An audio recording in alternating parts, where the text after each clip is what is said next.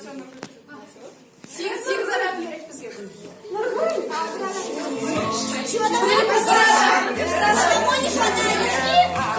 Давайте, Алена,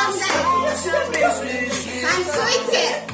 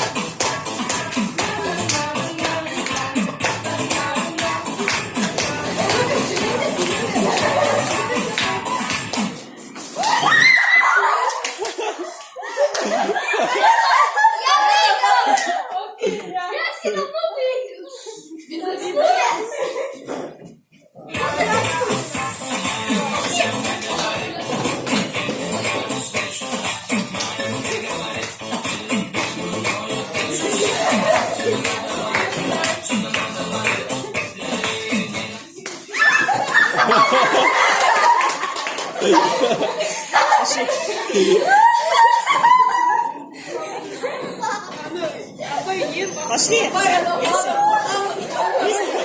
Иди сюда. Что ты обижаешься? Обижай, ничего страшного. Смотри, все девочки проиграли, не слушай.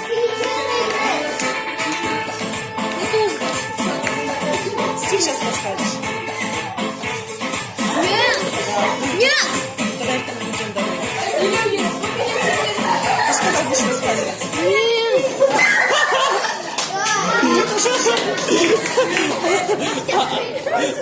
А это главный суппорт.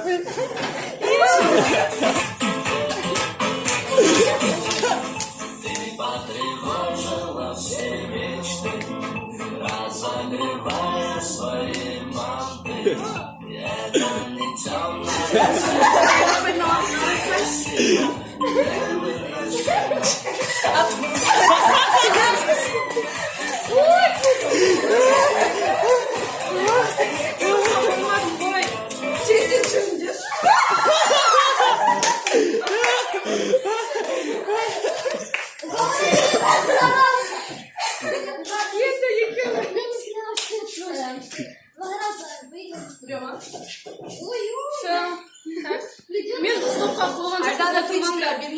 Война между двумя, да. Теперь ты объединись, кто не видел. Один стул.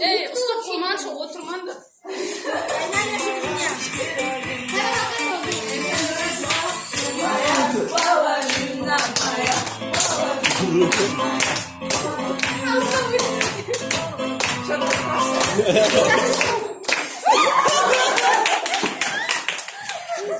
Я что-то не хочу петь.